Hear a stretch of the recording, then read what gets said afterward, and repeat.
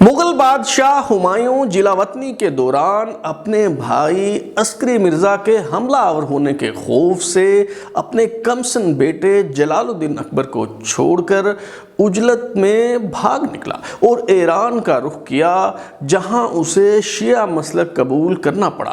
ہمایوں شاہ ایران کی مدد سے قندھار کا قبضہ حاصل کرنے میں تو کامیاب ہو گیا، مگر ایسا کیا ہوا کہ اپنے بھائیوں کی خطائیں درگزر کرنے والے بادشاہ ہمایوں نے اپنے بھائی کامران مرزا کی آنکھیں نکالنے کا حکم دے دیا۔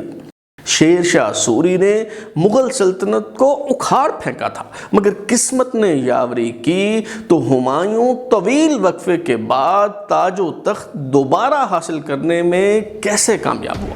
مغل ہسٹری سیریز کا یہ حصہ جو ہمایوں کی کتاب زیست سے متعلق ہے، اس کی دوسری قسط میں ہم یہی سب کچھ جاننے کی کوشش کریں گے۔ میں ہوں بلال غوری اور آپ دیکھ رہے ہیں ترازو۔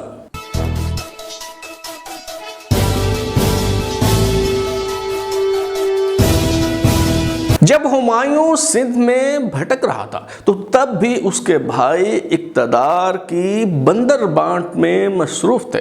ہندل مرزا نے قندھار کا انتظام اپنے ہاتھ میں لے لیا تو کامران مرزا نے قندھار کا محاصرہ کر لیا اور اپنے نام کا خطبہ پڑھوانے پر اصرار کیا۔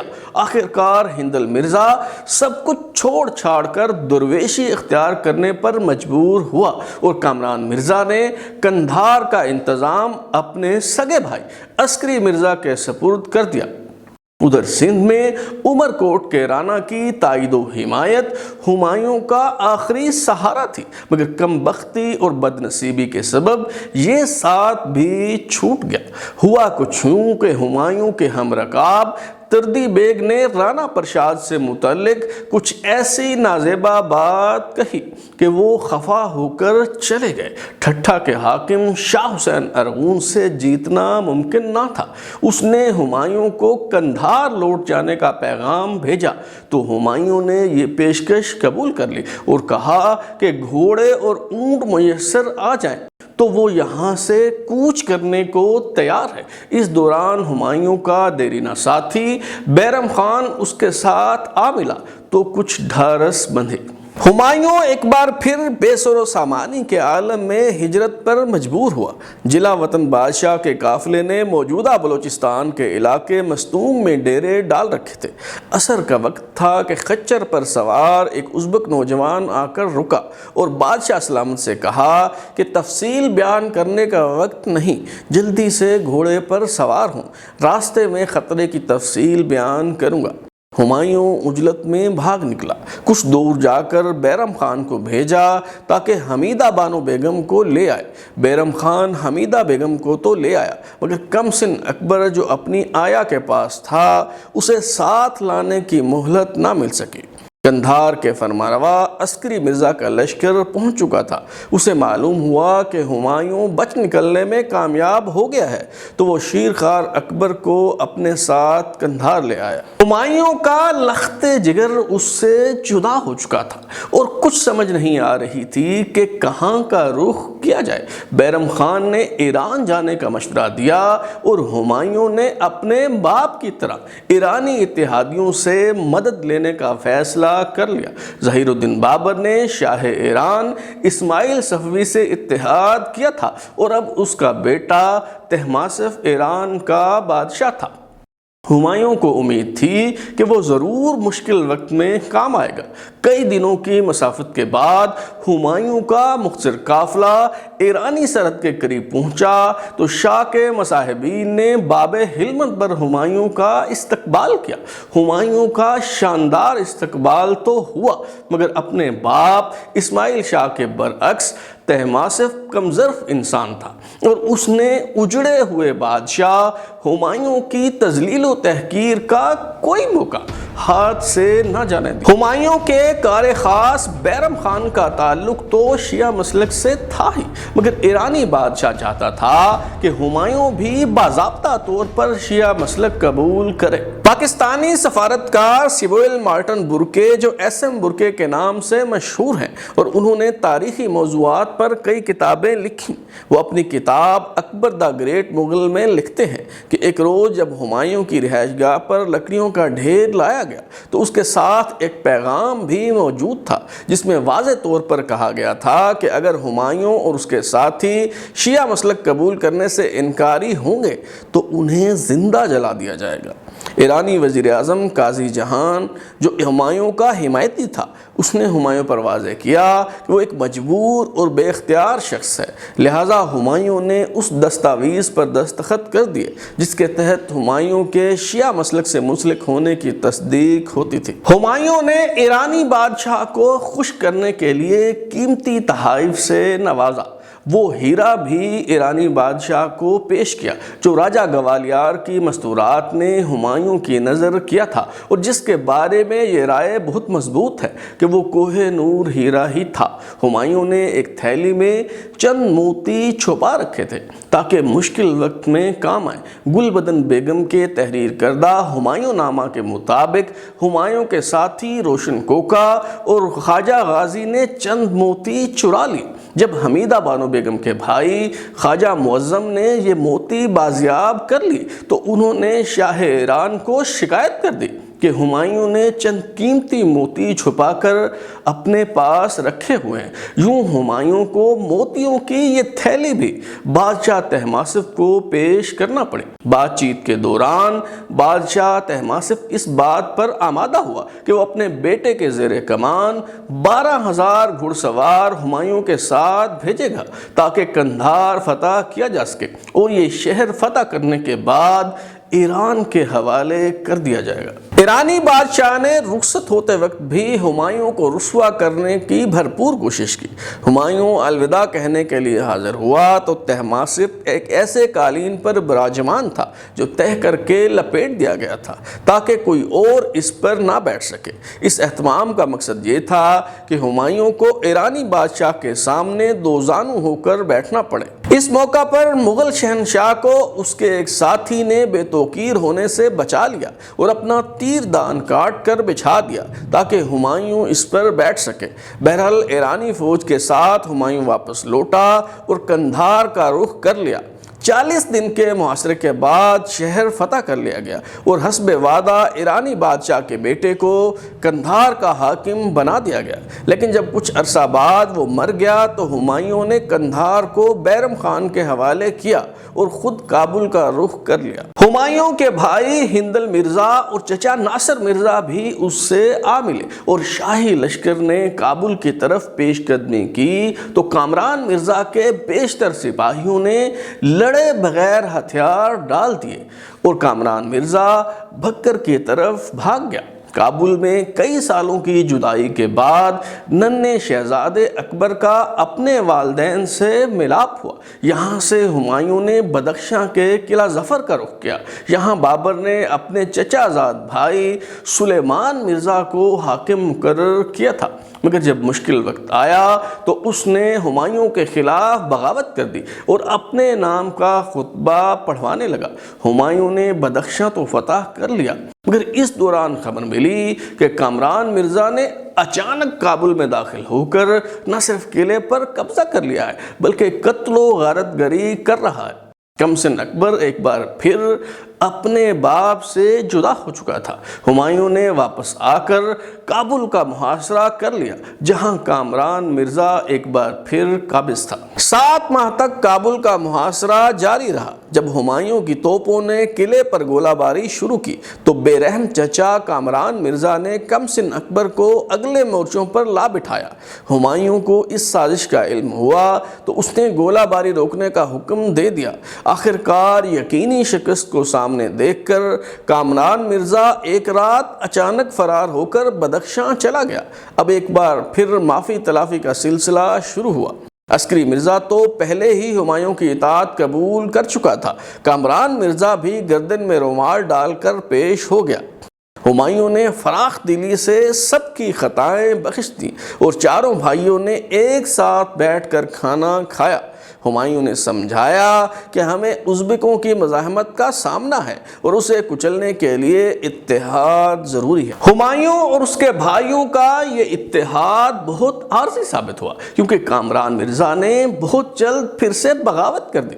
ہمایوں اور ہندل مرزا شکار پر تھے تو کامران مرزا کے لشکر نے حملہ کیا جس سے ہمایوں اور ہندل مرزا دونوں زخمی ہو گئے اور پھر کامران مرزا نے تمام حدیں پار کر دی۔ اس نے ایک رات شاہی کیمپ پر دھاوا بول دیا۔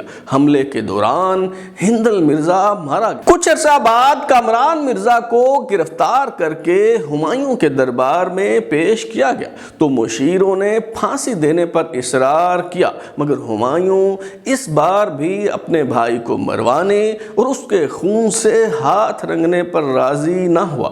آخر کار یہ فیصلہ ہوا کہ اس کی بینائی چھین لی جائے اور آنکھیں سلاخوں سے داغ دی جائیں۔ کامران مرزا کی بصارت چھین لینے کی سزا بظاہر بہت وحشیانہ معلوم ہوتی ہے، مگر اس دور کی روایات کے مطابق ہمایوں نے اسے زندہ رہنے کی اجازت دے کر دراصل رحم دلی سے کام لیا۔ کامران مرزا جو وحشیانہ طرز عمل کے لیے مشہور تھا، جب اس نے ہمایوں کی غیر موجودگی میں اچانک کابل پر قبضہ کیا تو اس نے اکبر کے 2 رضائی بھائیوں کو اندھا کر دیا تھا۔ ایک سردار جس نے ہمایوں کا ساتھ دیا، کامران مرزا نے اس کی بیوی کی چھاتیاں کٹوا دی۔ ایک اور سردار کی بیوی کو غنڈوں کے حوالے کر دیا گیا، جبکہ اس کے 3 کم سن بچوں کو قلعے سے نیچے پھینک کر مار ڈالا۔ کامران مرزا نے جان بخشی پر ہمایوں کا شکریہ ادا کیا اور مکہ جانے کی اجازت مانگی۔ ہمایوں نے اجازت دے دی اور وہیں کچھ عرصہ بعد کامران مرزا کا انتقال ہو گیا۔ ہمایوں کی قسمت کے ستارے جو مسلسل گردش میں تھے، اب بے یقینی کے بادل چھٹ جانے کے بعد ان کے پھر سے چمکنے کا وقت آن پہنچا تھا۔ ہمایوں کے بھائی برادران یوسف کی طرح اس کے راستے کی سب سے بڑی رکاوٹ تھے، مگر 2 بھائی ہندل مرزا اور کامران مرزا دار فانی سے کوچ کر گئے، جبکہ عسکری مرزا کسی مہم جوئی کے قابل نہ رہا۔ ہمایوں کا سب سے بڑا حریف شیر شاہ سوری ہمایوں کی جلاوطنی کے دوران 1545 میں فوت ہو چکا تھا۔ شیر شاہ سوری کی وفات کے بعد اس کے بڑے بیٹے عادل خان کے بجائے جلال خان کو سنگھاسن پر بٹھایا گیا اور اس نے اسلام شاہ سوری کا لقب اختیار کیا۔ اسلام شاہ سوری کی بڑے بھائی سے اقتدار کی جنگ جاری رہی، یہاں تک کہ 9 سال بعد اسلام شاہ سوری کا بھی انتقال ہو گیا تو سوری سلطنت کا شہرازہ بکھر گیا۔ شیر شاہ سوری کی سلطنت اس کی وفات کے محض 9 سال بعد ہی انتشار کا شکار ہو گئی۔ اب سوری سلطنت کے تاج و تخت کے 3 دعوے دار تھے، جن میں سب سے طاقتور شیر شاہ سوری کا داماد سکندر شاہ سوری تھا، جس کے پاس پنجاب میں دلی سے قلعہ روہتاس تک کے علاقے تھے۔ ہمایوں نے اپنے 12 سالہ بیٹے جلال الدین اکبر کو ساتھ لیا اور اپنی کھوئی ہوئی سلطنت واپس لینے نکل پڑا۔ مورخین کے مطابق ہمایوں 24 فروری 1555 کو بغیر کسی مزاحمت کے لاہور میں داخل ہوا۔ افغانوں کا ایک لشکر دیپال پور میں جمع ہو رہا تھا، جسے ہمایوں کے جرنیل ابو المالی نے شکست دی۔ بیرم خان نے دریائے ستلج عبور کر کے ماچھی وارہ کے مقام پر کامیابی حاصل کی۔ ہمایوں اور سکندر شاہ کی فوجوں کے درمیان فیصلہ کن جنگ سرہند کے مقام پر ہوئی۔ ہمایوں اس جنگ میں سکندر شاہ سوری کو شکست دے کر اپنا اقتدار واپس لینے میں کامیاب ہوا تو اس جیت کو شہزادے اکبر کے نام کیا گیا۔ ہمایوں 23 جولائی 1555 کو اپنا کھویا ہوا تاج و تخت دوبارہ حاصل کرنے کے لیے شان بے نیازی کے ساتھ دلی میں داخل ہوا تاکہ نئے سرے سے جہاں بانی کے فرائض سر انجام دے سکے، مگر قدرت کو کچھ اور ہی منظور تھا۔ 24 جنوری 1556 کی ایک شام ہمایوں کا پاؤں پھسلا اور سر پتھر سے جا ٹکرایا۔ ہمایوں کے سر پر لگنے والی چوٹ اس قدر شدید شدید تھی کہ 3 دن بعد ہی وہ دار فانی سے کوچ کر گیا۔ ہمایوں ایک عظیم جنگجو اور انقلابی شخص ہرگز نہ تھا۔ اسے تلواروں کی جھنکار سے کہیں زیادہ فطرت سے محبت تھی، اس لیے وہ کبھی کبھی امور سلطنت سے غافل ہو جایا کرتا۔ اپنے باپ ظہیر الدین بابر کی طرح ہمایوں کے دور میں شراب نوشی کی مجلسیں منعقد نہیں ہوا کرتی تھیں، اور وہ شراب کے بجائے افیون کا نشہ کیا کرتا۔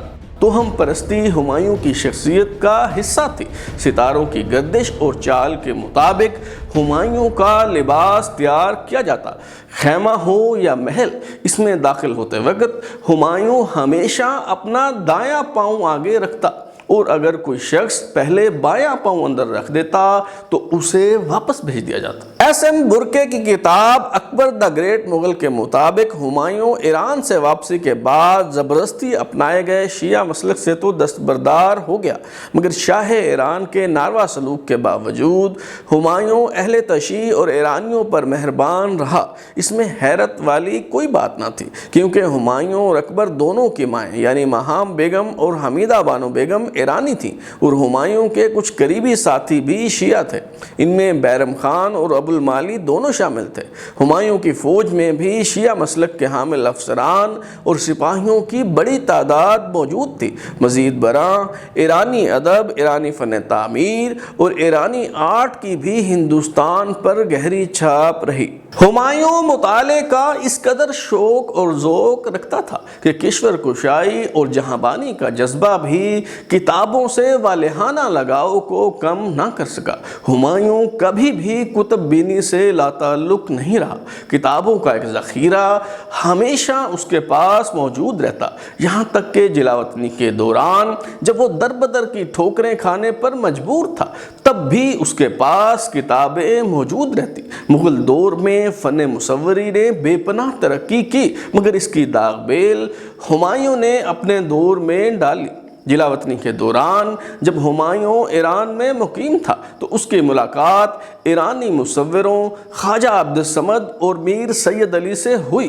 ہمایوں نے تاج و تخت واپس حاصل کرنے کے بعد ان دونوں کو کابل بلایا اور پھر انہیں اپنے ساتھ دلی لے کر آیا۔ ہمایوں کو دشناسی، علم نجوم اور علم فلکیات میں بے حد دلچسپی تھی۔ اس نے سیاروں کی چال ڈھال کا جائزہ لینے کے لیے نہ صرف رصدگاہ بنوائی بلکہ ماہرین فلکیات کے لیے ضروری آلات بھی نصب کروائے۔ برطانوی مورخ لین پولی اپنی کتاب ہسٹری آف انڈیا میں ہمایوں سے متعلق لکھتا ہے کہ ہمایوں کے نام کا مطلب تو خوش قسمت ہے، مگر اس سے بدقسمت حکمران شاید ہی کوئی ہوگا۔ ہمایوں ناکام ہونے کا کوئی موقع ہاتھ سے نہیں جانے دیتا تھا۔ جرمن نژاد مورخ مائیکل پراڈن اپنی کتاب The Builders of the Mughal Empire میں لکھتا ہے کہ ہمایوں ہر اعتبار سے پیچیدہ شخصیت کا حامل تھا۔ ایک طرف رحم دل ایسا کہ اپنے بھائیوں کی خطائیں درگزر کرتا رہا، اور دوسری طرف ظالم ایسا کہ ایک بار کسی امام مسجد نے قرآن کی ایسی آیات پڑھی جس میں ہمایوں کے خیال میں اس کی طرف اشارہ تھا، اور اسے ہمایوں کے حکم پر ہاتھی کے پاؤں کے نیچے دے کر کچل کر ہلاک کروا دیا گیا۔ مورخین کا خیال ہے کہ ہمایوں ایک بہادر جنگجو اور باصلاحیت شخص تو تھا، مگر اسے ایک اچھا منظم قرار نہیں دیا جا سکتا۔ یہ تو تھی مغل بادشاہ ہمایوں کی داستان حیات۔ مغل سلطنت کو اکھاڑ پھینکنے والے شیر شاہ سوری کے کارناموں پر بات ہوگی آئندہ ایک ساتھ میں۔ اگر آپ اپنی رائے دینا چاہتے ہیں یا پھر کوئی تجویز تو ہمارا واٹس ایپ نمبر 033284105337 دستیاب ہے۔ اپنا فیڈ بیک دیں، لائک کریں، سبسکرائب کرنے کے بعد بیل آئیکن یعنی گھنٹی دبائیں اور دیکھتے رہیں ہمارا چینل ترازو۔